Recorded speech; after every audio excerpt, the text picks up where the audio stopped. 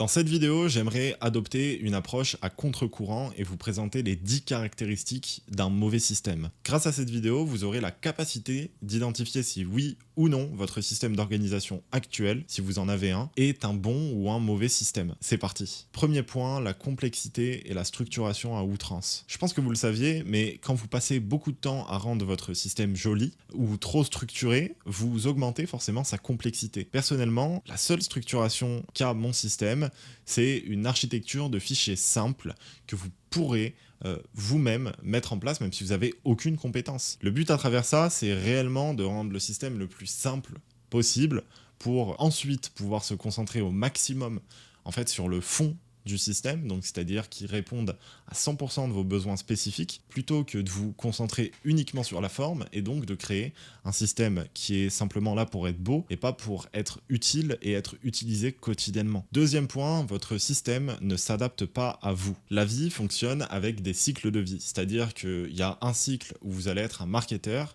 il y a un cycle où vous allez être un créatif, il y a un cycle où vous allez être un sportif, il y a un cycle où vous allez être créatif, marketeur et sportif en même temps, mais la plupart des systèmes ne s'adaptent pas à vous. Donc c'est-à-dire que si un système, c'est un système de marketeur, à un moment donné, vous allez peut-être passer dans de la création de contenu, donc vous allez devenir un créatif, votre système ne va pas réussir à suivre. Le but, c'est de réellement faire en sorte que votre système puisse être un système de marketeur quand vous êtes un marketeur, puisse être un système de sportif quand vous êtes un sportif, et puisse être un système de créatif quand vous êtes un créatif. Troisième point, il génère du stress et de l'incompréhension. Pour être honnête avec vous, quand j'ai mis en place mes premiers systèmes d'organisation, j'ai souvent eu un sentiment de stress et d'incompréhension quant à son utilisation. Je tentais de toujours complexifier à outrance les choses que je mettais dans mon système. Je voulais tout le temps qu'il y ait de la structure, en fait, des choses complexes, des processus complexes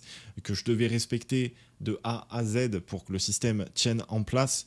Et donc ça crée du stress et de l'incompréhension, alors qu'un bon système fait tout l'inverse. Quatrième point, il est difficile à utiliser. On en revient au premier point, mais votre système, il doit être extrêmement facile à utiliser pour vous. Et je vous conseille de limiter au maximum les fonctionnalités que j'appelle gadgets qui ne vous serviront à rien. Cinquième point, il n'évolue pas avec vous. C'est un peu comme votre système ne s'adapte pas à vous. Votre système, il doit évoluer pendant que vous évoluez. C'est-à-dire que si vous mettez en place un système d'organisation à un moment où vous êtes très bas dans votre vie, au moment où vous allez monter, votre système d'organisation doit monter avec vous. Votre système de gestion de connaissances doit monter avec vous. C'est-à-dire qu'il doit s'adapter et évoluer avec vous. Sixième point, et pas des moindres, vous perdez du temps à l'entretenir. Personnellement, quand j'entretiens mon système, c'est que je fais par exemple ma routine hebdo et ça me prend moins d'une heure, ou mon nettoyage trimestriel qui consiste simplement à rendre un peu plus propre mon système et à le vider de toutes les choses inutiles qui se sont accumulées. Par contre, il y a des gens qui passent leur temps à essayer de trouver le dernier plugin à la mode pour rendre leur système plus performant, au lieu de l'utiliser. Il y a des gens qui passent leur temps à essayer de mettre un template qui est beau, à essayer de faire de la structuration, c'est-à-dire de mettre des colonnes, d'essayer de créer des données, etc., etc. Au final, ils n'utilisent jamais leur système. Septième point, et encore celui-ci pas des moindres, vous avez l'impression que ce système vous sert à rien. Si vous avez cette sensation, en fait, que votre système ne sert à rien, moi je vous conseille de supprimer votre système dès maintenant et sans regret, et de cliquer sur le lien qui est juste en bas dans la description, dans lequel je vous présente pendant 20 minutes l'intégralité de mon système d'organisation, et vous pourrez également avoir accès à un template qui vous permettra de mettre en place le même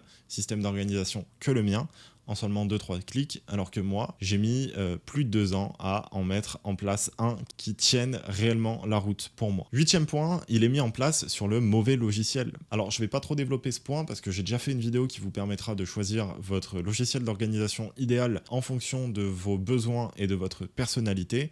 Si vous voulez y accéder, c'est juste dans la description également. Neuvième point, votre système n'est pas stable et long terme. Je sais pas si je vais vous apprendre un truc en vous disant ça, mais quand on met en place un système d'organisation, l'objectif de durée durée doit être le reste de votre vie. En fait, votre système, il doit vous suivre pendant des années. Personnellement, moi, quand je prends des notes et que je gère mes connaissances dans mon système, j'ai pour objectif de simplifier ces notes, de simplifier le vocabulaire que j'utilise à l'intérieur de ces notes pour que je puisse me relire dans 15-20 ans.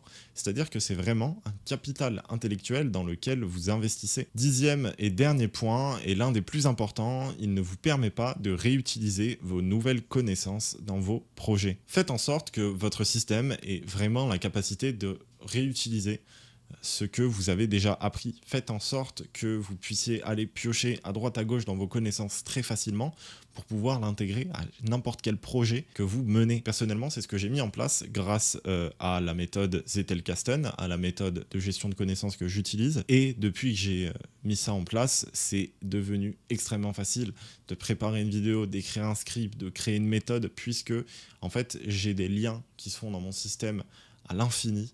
Je ne vais pas trop développer là-dessus, j'ai déjà fait des vidéos à ce sujet. Donc le but réellement, c'est que vous puissiez réutiliser ce que vous avez déjà appris dans vos projets pour que vous puissiez également évoluer. Parce que entre un projet A et un projet C, entre les deux, vous aurez forcément appris quelque chose. Et si vous ne l'utilisez pas, ça veut dire que en fait, vous avez appris cette chose pour rien et qu'au final, vous recommencez à zéro. Si vous voulez apprendre à créer un système d'organisation vous aussi, je vous invite à cliquer sur le lien qui est juste en description. Vous allez pouvoir y retrouver une masterclass de 20 minutes dans laquelle je vous présente l'intégralité de mon système et également un template qui vous permettra de mettre en place le même système d'organisation que moi en seulement 2 à 3 clics. C'était Julien NC, à la prochaine.